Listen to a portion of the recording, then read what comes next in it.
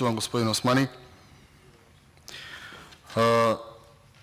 Сега во интерес на јавноста, изненадавам дека слободата на медиумите ќе има едно содржинско известување од оваа седница, затоа што после паузата едноставно од коалицијата предводена од Социјалдемократскиот сојуз не можеме да видиме ниту еден пратеник овдека во комисијата, што е многу вака важно да се истакне во интерес на предлогот на заклучоци. Почитуван министер, мене ми е јасно дека обично човек е во тешка состојба кога е помеѓу чеканот и накованот, односно кога се наоѓа помеѓу две страни. Јас сум свесен дека вие се наоѓате не само помеѓу две страни, тука е Европската комисија, тука е не само Бугарија, тука и македонската јавност. И вие добро знаете дека некои работи мораме да почнеме посериозно да разговараме во собранието и да доаѓате почесто дека во собранието и да не велите дека не можам контурите и деталите ги дадам пред пратениците, а при тоа 120 пратеници да немаат поима што се случува со Бугарија и најголем дел од владините министри кои што кажуваат по ходици дека поима нема што да се случува, не можеме нешто да го ставиме на 3 или 4 луѓе, едноставно немаме доверба ниту ние, ниту јавноста. Сега вака да видиме да ги симплифицираме работите. Што пишува во овие предлог заклучоци? Вика вака: Собранието да донесе резолуција со која ќе ја отфрли декларацијата усвоена на 10 октомври 2019 година од страна на парламентот на Бугарија како спротивна на договорот за добро соседство и пријателство. Се ова го зборува премиерот. Се ова, господин Османи, го зборувате вие во јавноста. Како влада го зборувате дека хегемонистичките реченици напишани на оваа декларација, едноставно ние не можеме да ги прифатиме. И не знам зошто е спорно за било кој овдека, ако имаме доверба во тоа што премиерот го зборува во јавноста, имаме проблем да го донесеме како заклучок од седницата на оваа комисија, за да знаеме зошто сме седнале и сме разговарале овдека. Понатаму велите дека се вели дека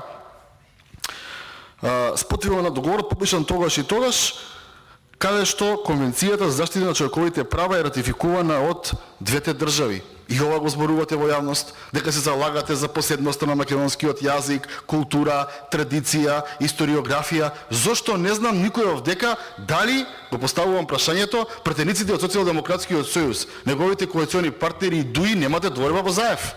Бидејќи се ова кое што стои овдека напишано овие заклучоци, го зборува премиерот. Заклучок број 2. И ова го зборувам во интерес на јавноста, бидејќи претпоставувам дека новинарите ги немаат видено заклучоците. Заклучок број 2.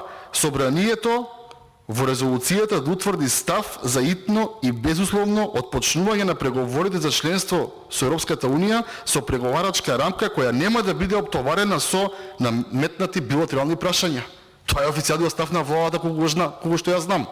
Може би има некој друг кој што е таен и кој што не го знаеме. И со ова само ја зголемуваме сомнежот за она што се случува во Бугарија и какви се преговорите, и да не оптоварено со времето. Од број 3, собранието во резолуцијата да утврди општ став во кој што прашањето за образованието, историографијата и културата се дефинира како суверени права на секоја држава, а соодветно на тоа е од сите меѓународни норми да се преговара за посебноста и генезата на македонскиот јазик, етногенеза на македонскиот народ и историскиот континуитет на нацијата.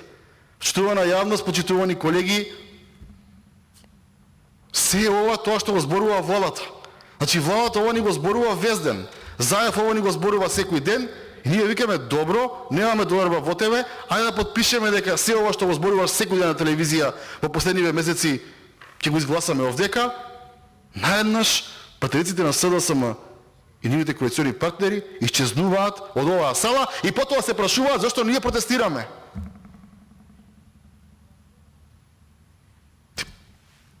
Како ова да го сватиме поинаку, кажете ми? Како ова поинаку да го сватиме? Или се манипулира свесно јавноста, друго решение јас не гледам. Затоа, почитуван Османи, предлагам да имаме седница, да не биде шарада, да биде многу по-искрена, по-отворена и конечно да оние кои што го представуваат народот знаат што се случува и изградат заедничка стратегија, а не да бараме специјален представник кој што говори само на 1, 2 или 3 луѓе. Пак ќе повторам, најголем дел вашите колеги министри во клуб на пратеници ни велат и ние поима немаме што се случува. Благодарам. Благодарам. Збор има